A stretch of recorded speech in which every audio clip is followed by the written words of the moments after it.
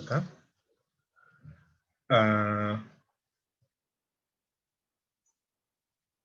Mira, no sé si tú has notado que, por ejemplo, cuando en cualquier clima, frío o caliente, si ahorita que son temperaturas bajas, si tú vas corriendo con este clima, bueno, tú llevas cierta rapidez. Entonces, la temperatura que tú percibes estando en reposo que estando corriendo son diferentes. ¿En qué condición vas a tener tu menor temperatura? ¿Cuando estás en reposo o cuando estás en movimiento?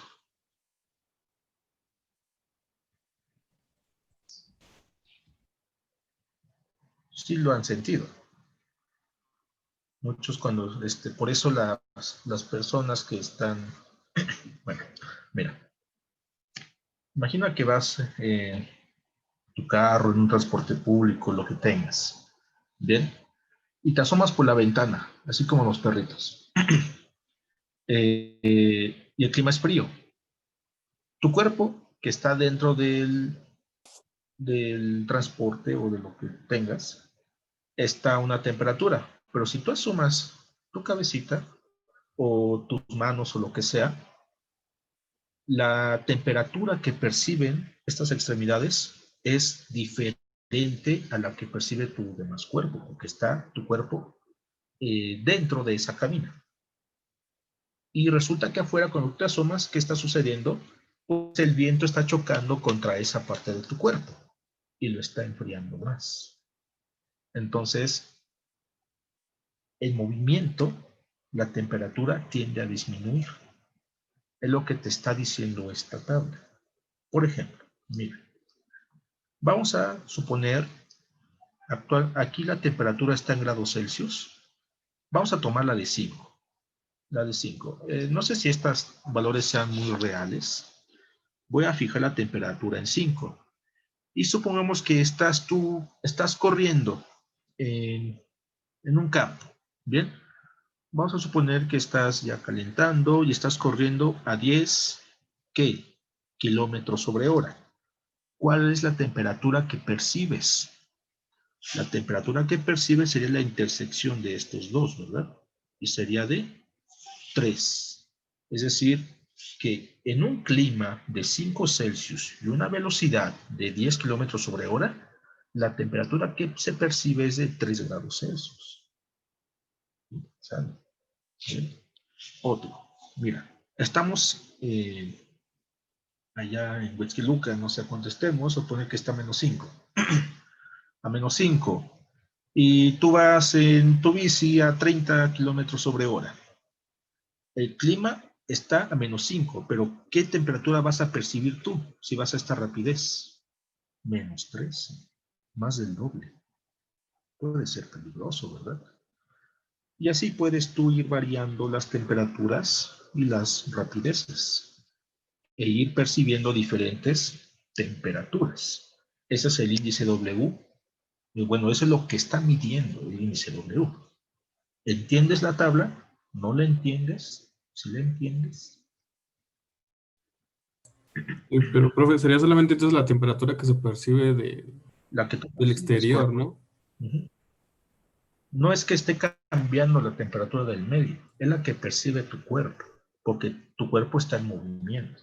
Entonces, como está en movimiento, lleva cierta velocidad y por lo tanto se siente más frío, porque el viento es frío. Y entre más rápido vayas, más, más interactúas con este viento y entonces tiende a enfriarte más y más. Es temperatura percibida. Por eso se le llaman aquí subjetiva, porque depende del sujeto, ¿verdad? Entonces, mira, creo que aquí el Stuart pone un ejemplo. Lo que te estoy diciendo. Por ejemplo, la tabla 1 muestra que si la temperatura es menos 5 y la velocidad del viento es de 50, menos 5 y 50, aquí se cruza en menos 15. Entonces, subjetivamente, se enfría tanto frío, se siente tanto frío como si la temperatura fuera de casi menos 15 grados Celsius sin viento. Y se escribe de esta forma. ¿Vale? Ahí está. Debes respetar el orden de las variables. Fíjate que aquí primero está la T y luego la V. Entonces el menos 5 representa la temperatura y este 50 sería velocidad del viento. Bueno, ahí está. ¿Alguna duda? No, profe. No, profe. No, profe. No.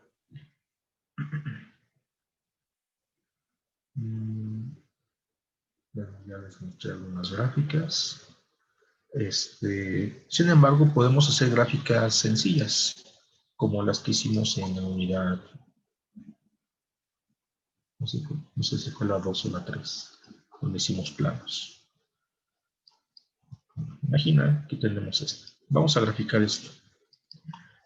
Esto de aquí es un plano. Bien, es un plano. Lo podemos hacer como sigue. La ecuación del plano.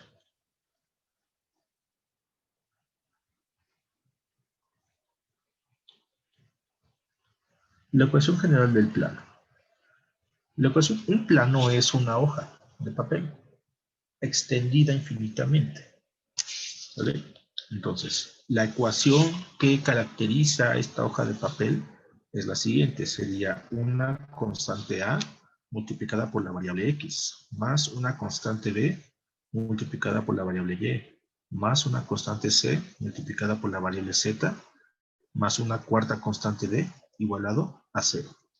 Esta es la ecuación del plano. ¿Cómo sabes si es un plano? Pues muy fácil. Fíjate que las variables X, Y, Z, todas ellas tienen exponente 1, positivo. Puede haber ausencia de una variable. ¿Y tienes nada más esto? Sigue siendo, bueno, en este caso sería una línea recta.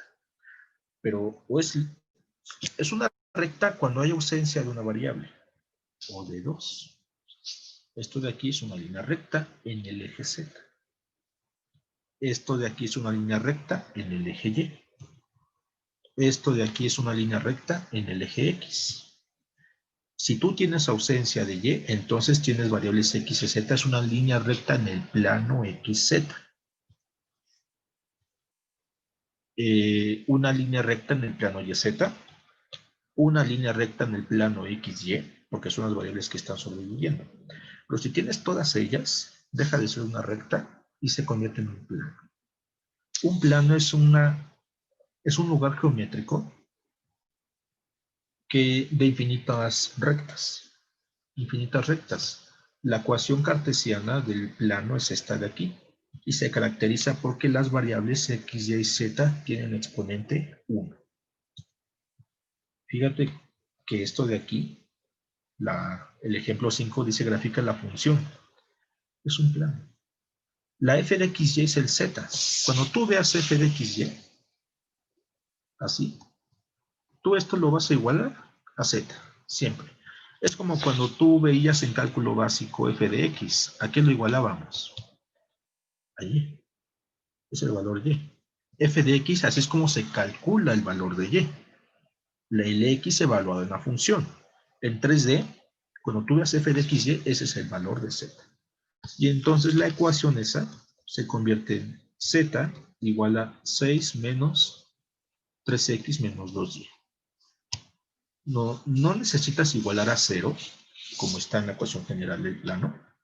Nos damos cuenta que es un plano porque mira, la incógnita z, x y y, todas tienen exponente igual a 1. Es un plano. ¿Y cómo se grafica un plano? Necesitamos fijar 3 puntos en el espacio. Si tú tienes 3 puntos en el espacio, 1, 2, 3, los unes y lo extiendes infinitamente. Este es mi plano. Ya, se acabó. ¿Qué puntos me conviene localizar? Bueno, los más fáciles. Mira, los más fáciles son los siguientes.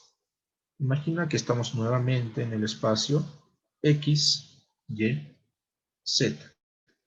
Este es el eje negativo X, el eje negativo Y y el eje negativo, bueno, el Z negativo. y el Y negativo.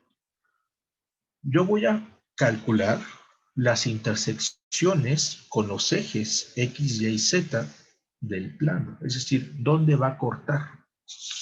¿En qué punto X corta? ¿Aquí? ¿O acá? ¿O aquí? ¿O aquí? ¿O aquí? ¿O aquí? ¿O aquí? No lo sé. Vamos a calcular esos cortes. ¿Y cómo los calculo? Muy fácil. Vamos a poner aquí una tabla. Quiero calcular el corte en el eje X. Bien. ¿Cómo lo hago? La evaluación debe ser la siguiente. Si tú quieres el corte con el eje X, un punto a lo largo del eje X, por ejemplo este de aquí, ¿qué coordenadas tiene? Pues tiene su coordenada X que no sé. ¿Qué coordenada Y debe tener? Si está sobre el eje X, pues debe tener 0. ¿Y qué coordenada Z? Si está sobre el eje X. 0 también. Entonces, cualquier punto a la derecha del eje X o en la parte negativa tiene coordenada 0 en Y y 0 en Z. La X puede ser positiva o negativa o incluso 0. Entonces, de esta manera se calcula el corte en X, evaluando Y y Z igual a 0. Bien. Entonces aquí lo que hago es lo siguiente. Y aquí calculo, ¿verdad? Calculo en la cosa. Esta es la cosa, Z, pero donde tú veas Z vas a poner 0. Y donde veas Y también vas a poner 0. ¿Qué daría entonces? Aquí pongo el plano. Era 6 menos 3X menos 2Y. Evaluamos. ¿Qué daría? 0, porque hay Z, igual a 6 menos 3 por X. ¿Quién es X? No lo sé, es mi incógnita. Menos 2 por 0, ¿verdad? Así. Se muere. Y despejas X. Este 6 pasa restando y el menos 3 pasa dividiendo. ¿Cuánto vale X?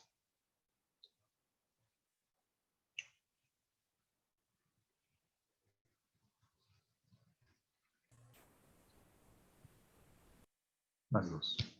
Significa que el plano corta en X igual a 2 por aquí. Este punto tiene coordenadas 2,0,0.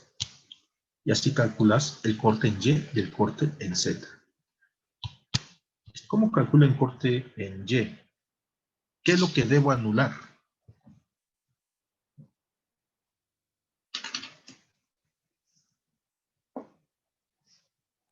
Z Z, ¿y qué más? y X. Y X. X y Z debo anularlos simultáneamente. Si tú haces esa anulación, quedaría. En la ecuación del plano es esta de aquí.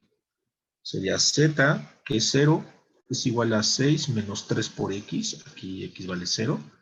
Menos 2 por Y, donde Y es la incógnita ahora. Se muere, despejas Y tendrías Y es igual a menos 6 sobre menos 2 más 3. El Y igual a 3 positivo, por aquí pasa el plano. Entonces ese Z por aquí, ¿verdad? Es 3,0,0. Y me falta el punto en Z. No sé si es positivo o es negativo. Lo vamos a calcular. Finalmente, para Z, lo que yo debo hacer es anular simultáneamente X y Y en la ecuación del plano. Tendrías Z es igual a 6 menos 3 por X menos 2 por Y. Se muere. Y entonces quedaría Z igual a 6. Z igual a 6 está por aquí, ¿verdad? Este punto tiene coordenadas. De hecho, aquí me dijeron, les puse una trampa. Aquí sería 0, 3, 0. Aquí 0 en X, 0 en Y y 6 en Z. Y por esos puntos pasa el plano. ¿Qué plano es? Es un plano así, y luego así, y luego así. Bien. Se extiende infinitamente. Se extiende hacia acá y hacia acá. Y esto no lo vemos, porque está en el octante 1 del espacio, en X, Y, Z positivo. Así graficamos los planos. Muy fácil, ¿verdad? Aquí está. Todo esto es mi plano. No solamente son esas rectas, es lo que está dentro de ellas. Todo eso es mi espacio. Es el lugar geométrico. Y este plano se extiende infinitamente en todas direcciones. ¿Se acabó? ¿Dudas? No, profe. Bien. Pues así graficamos planos. Gráficas más complicadas, como estas, no son fáciles. Ahí se puede utilizar, como lo hacían en cálculo diferencial en la secundaria. Yo en la secundaria lo vi, entonces no me van a engañar. En la secundaria se ve cálculo. Cuando graficabas funciones, no con tabulación, sino con los máximos, los mínimos, dónde es cóncava hacia arriba, cóncava hacia abajo, dónde es el punto de inflexión. Eso también se puede hacer con funciones de varias variables. Claro, como son de varias variables, se complica un poquito. Y de ahí nace también la necesidad de utilizar vectores. En este caso, el vector que me sirve es un vector llamado gradiente. El vector gradiente tiene que ver con las derivadas parciales de primer orden de esta función, de esta criatura. Y también para ver los puntos donde es cóncava hacia arriba, cóncava hacia abajo, se utiliza la matriz hessiana. Una cosa extraña. Entonces aquí se complican las cosas bastante, pero es posible graficar en ausencia de un software o por falta de se puede graficar aproximadamente con la hessiana y con el gradiente de la cosa. Pero tenemos Wolfram, ¿verdad? Entonces, no se preocupen, no los voy a atormentar tanto en esta unidad. Voy a evitarlo. Bien. Entonces, pueden darse cuenta que es algo interesante, sí, es muy interesante. A ver, una más.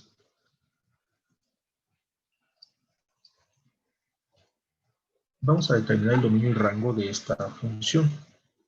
La cosa esta, aquí tiene el Stuart su gráfica. De la gráfica tú puedes detectar el dominio y el rango. A ver, esto de aquí es una taza.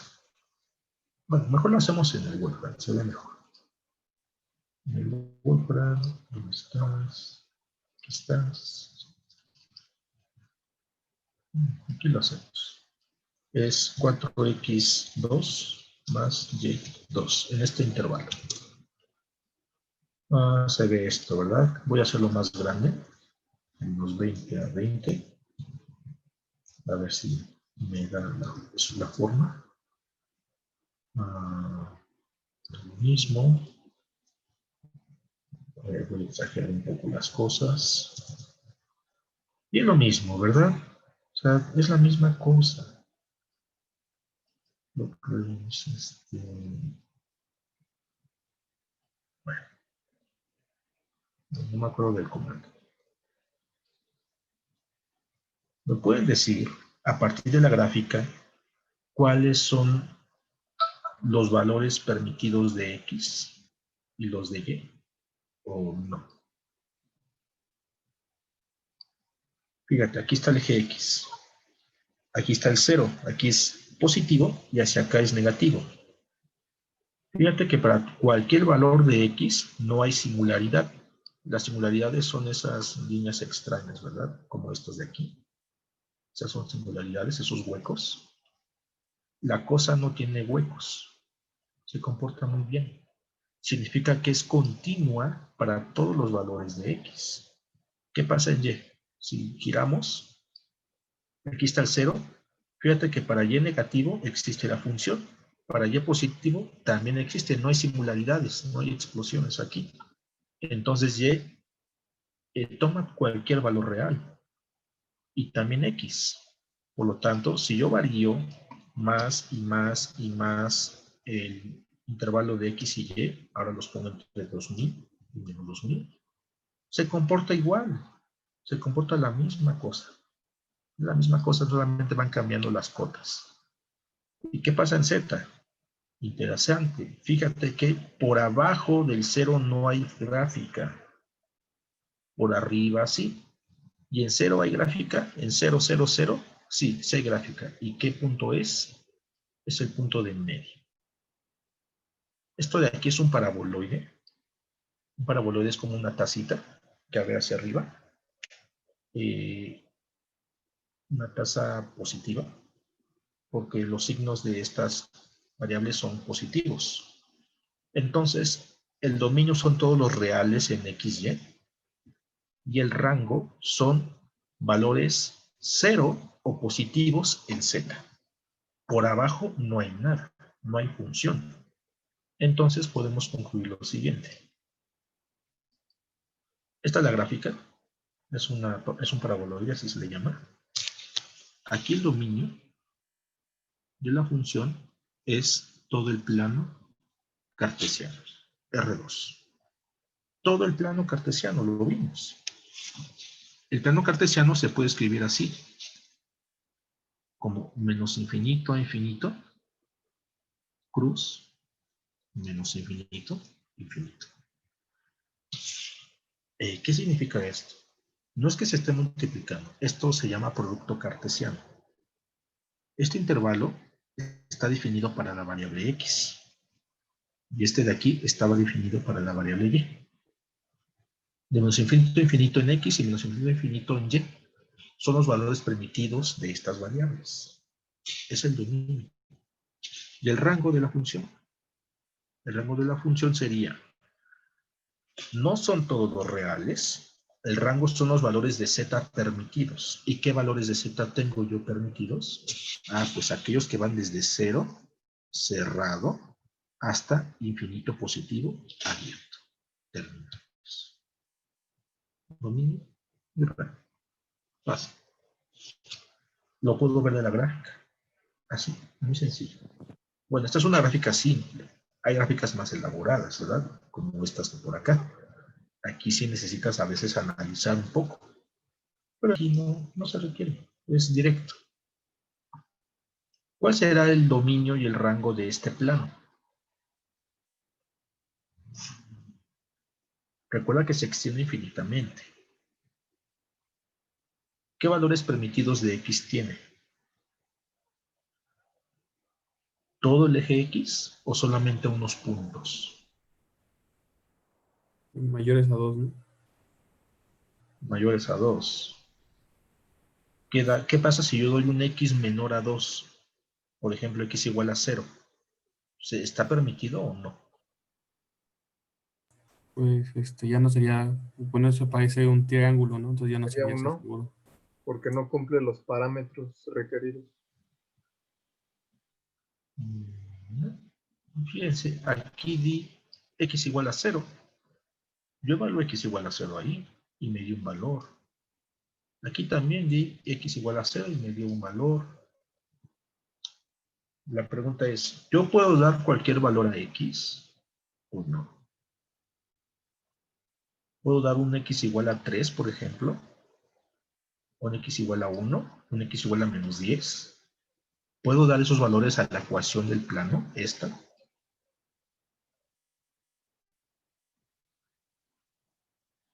Pues sí, sí se puede. Piensen al revés. Acuérdense de eso. Sí, si tú das un valor X igual a 0, 1, 2, un medio, pi, menos 1, menos 2, el número que tú quieras, tú lo puedes evaluar en este X y siempre te va a dar una cosa. No hay condiciones aquí porque no hay fracciones, y no hay raíces, y no hay logaritmos, y no hay funciones seno, o sea, es una cosa muy amigable. Lo mismo para Y. Puedes dar cualquier valor de Y. Cualquier valor de Y no necesariamente tiene que ser 3. Este 3 es el corte con el eje. No significa que a la derecha o a la izquierda de este punto no haya nada. No, o sea, yo puedo dar cualquier valor. Y igual a 3 es el corte con el eje Y. Y ya. Pero antes y después sí existe función. De hecho, esta cosa es una cosa infinita. Bien, es algo que se extiende en todas direcciones. Su dominio y su rango es todo el espacio. Todo el espacio está definido. No se va a cortar. No está rota la cosa. No, no está rota. Lo podemos ver en el Wolfram. Vean si se dan cuenta. Aquí. Aquí lo marcamos. La cosa era 6 menos 3x menos 2y. Y mira, ¿quién es esto? Lo que nosotros obtuvimos fue 0,5. De 0 a 5 nosotros obtuvimos, espera, aquí no lo puedo ver muy bien. Bueno, es que no puedo dibujar las perspectivas, pero no se pierdan, o sea, lo que se obtuvo en la evaluación fueron los cortes con los ejes. Pero fíjate que si tú incrementas aquí los valores de X y de Y, al número que tú quieras, la gráfica no se comportará raro. Sigue siendo la misma hoja de papel que se extiende infinitamente. Es la misma. Por lo tanto, su dominio es todo el plano cartesiano, todos los valores de X y de Y, y su rango son todos los valores en Z. Fíjate que aquí no solamente es para los positivos, también está por abajo, porque hay plano por abajo del cero. Aquí está el cero. Entonces la cosa se extiende en todas direcciones. ¿Bien? Cuidado ahí. Bien, hemos visto ahorita funciones de varias variables, algunas gráficas, algunas curiosidades de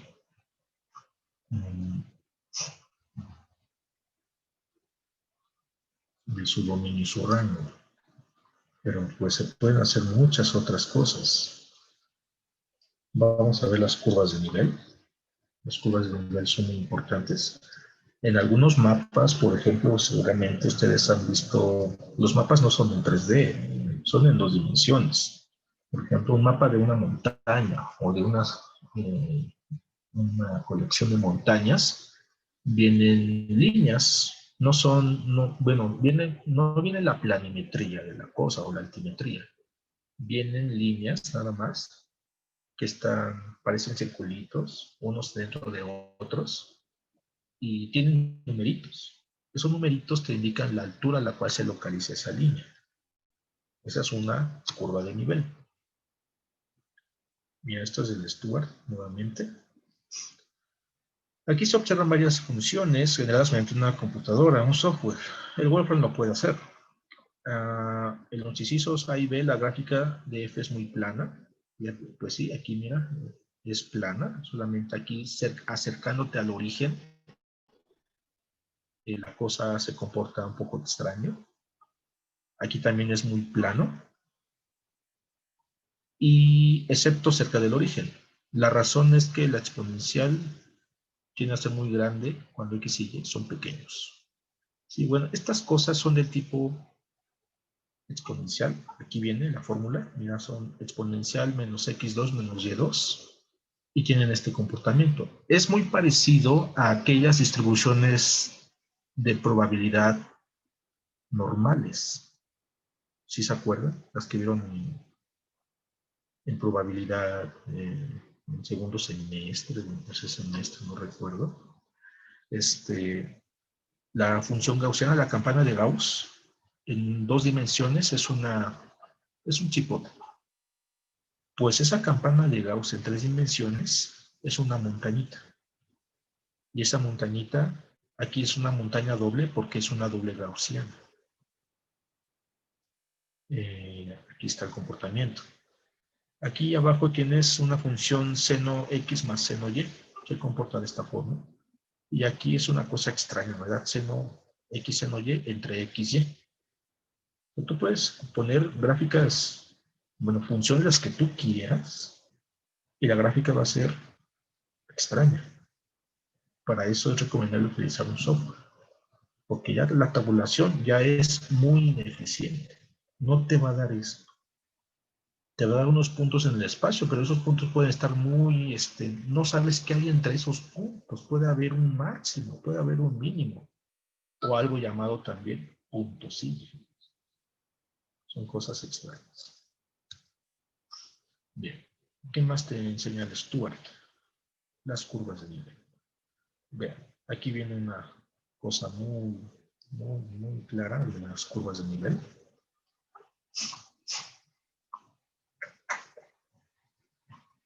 Primero te pongo la definición de curva de nivel.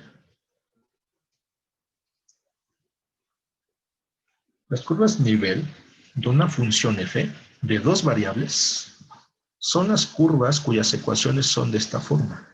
La función igualada a una constante. ¿Dónde cae una constante? O sea, ¿cómo? Muy fácil. Mira, con esta figura quizá lo entiendes. Digo quizá, no es garantía, ¿verdad? Mira, lo que te decía. Aquí tienes un sombrerito. No sabemos ecuación y no importa. Este sombrerito, es como la gráfica de esa hiperboloide que te mostré. ¿Te acuerdas que tenía, que era color verde? Déjate, lo traigo para acá, para que sepas de qué.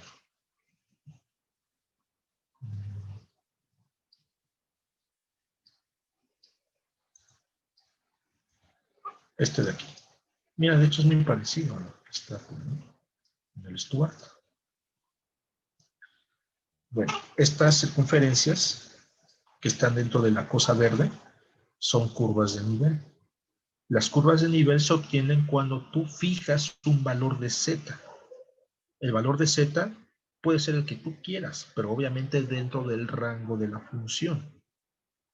Aquí, por ejemplo, en esta gráfica, los valores z que están abajo son negativos. El vértice de esta cosa, no sé cómo llamarle, no sé en qué valor de z está, pero es negativo. Y las que están más abajo son todavía más negativas. Las que están por arriba son positivas, obviamente. Bueno, aquí se ve más claro. Aquí mira, el sombrerito se comporta de esta forma. Si tú quieres, a veces una gráfica en 3 dimensiones no te da mucha información. Como que se pierde, sí, se ven muy padres y todo. Mira, qué bonita está. Tiene color y demás. Pero a veces no te sirve para interpretar correctamente las cosas. Un mapa, por esa razón, viene en 2D. Lo que está mostrando el mapa son curvas de nivel. Las curvas de nivel, por ejemplo, este 5000, este 4500, este 4000 de acá, significa que toda esa línea, donde está el 4000, vamos a detectar el 4000, es este de aquí. Toda esta línea, toda esta, si tú la sigues, significa que toda esa línea está a 4000, deben ser pies de altura. Toda esa línea. Esta de 4500 que está por aquí, si tú la sigues, toda esta línea irregular, todo esto, si lo ves, aquí está. Y aquí llegamos otra vez. Significa que todo eso está a 4500 pies de altura. Vamos a suponer que son pies. Entonces, dime, ¿a qué altura se encuentra esta línea azul? O esta de aquí. ¿Será 4000 o 4500? O ninguno de los dos.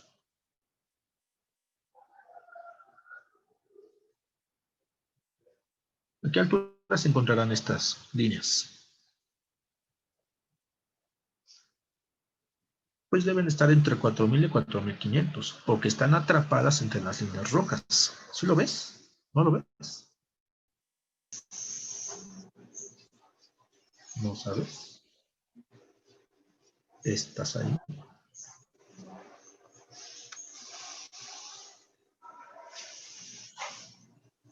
¿No lo entienden? ¿En serio?